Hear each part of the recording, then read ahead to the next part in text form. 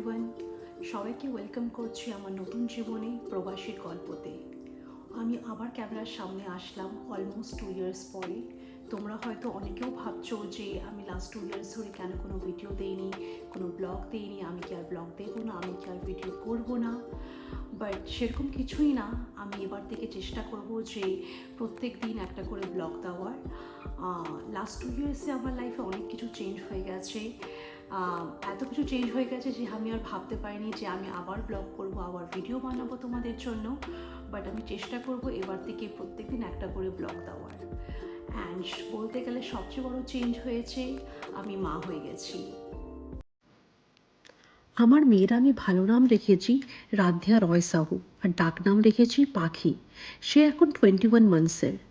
আমার ডেলিভারির সময় আমার মা বাবা ইন্ডিয়া থেকে এসেছিল। অ্যাকচুয়ালি আমি আমার ডেলিভারি ডেটটা এমনভাবেই প্ল্যান করেছিলাম যাতে ওরা আগে পৌঁছে যায়, কিন্তু ম্যাডামের নিজেরই কিছু প্ল্যান ছিল। ডেলিভারি ডেটের প্রায় 10 দিন আগেই পাখি চলে এলো। মা বাবা অলমোস্ট 6 মান্থস আমার সাথে ছিল, তারপর আমরা একজন ন্যানিকে রেখেছিলাম, সে 10 মান্থস মতন ছিল। আর যখন পাখির বয়স 15 মান্থস হলো তখন ওকে আমরা ডে কেয়ারে দিয়েছি। ইউএসএতে একটা জিনিস আমি বলবো, এখানে বেবিদের তুমি 3 মান্থস বয়স থেকেই ডে কেয়ারে দিতে পারো, যেটা ভালো প্লাস খারাপও, নিজের নিজের ব্যাপার সেটা।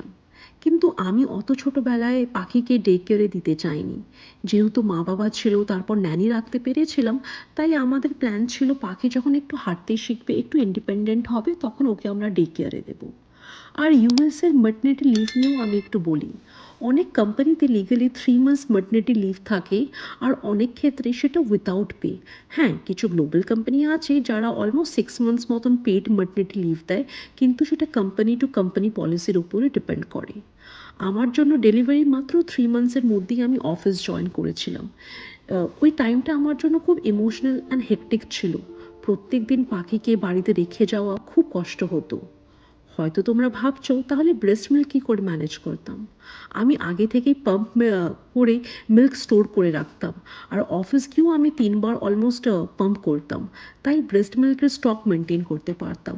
আর জানো, এই সব কিছুর মাঝখানেও আমি একটা প্রফেশনাল এক্সাম দিয়েছি, সেটার আমি প্রিপারেশন নিয়েছি। অফিস জয়েন করার আগেই আমি সেটার এক্সাম দিয়েছিলাম। এখন যখন পেছনে ফিরে আমি তাকাই, নিজেও ভাবি যে কেমন করে এত কিছু ম্যানেজ করলাম। আর এই 2 বছরে আরও একটা বড় চেঞ্জ হয়েছে। কিছুদিন আগেই আমরা এই 1 BHK অ্যাপার্টমেন্টে শিফট করেছি, আর আমাদের আগের বাড়িটা আমরা লিজে দিয়েছি, মানে রেন্টে দিয়েছি। কেন এই ডিসিশনটা আমরা নিয়েছি, সার্কামস্টান্সেস কী ছিল, অ্যান্ড ফিনান্সিয়ালি এটা ভালো কি না, সেই পুরো গল্প তোমাদের সাথে আমি শেয়ার করব আমার নেক্সট ব্লগে। তাই যদি তোমরা আমার এই নতুন জার্নিতে আমার সাথে থাকো, আমার পাশে থাকো, আমার খুব ভালো লাগবে। যদি আমার ব্লগসগুলো ভালো লাগে তাহলে প্লিজ আমার চ্যানেলটাকে সাবস্ক্রাইব করো। অনেক গল্প, অনেক মেমোরিজ, অ্যান্ড ইউএসএতে ডেইলি লাইফ একটা টডলারকে নিয়ে কেমন করে ম্যানেজ করছি ফুল টাইম জবের সাথে, তোমাদের সাথে আমি শেয়ার করব। See you in my next blog. Tata.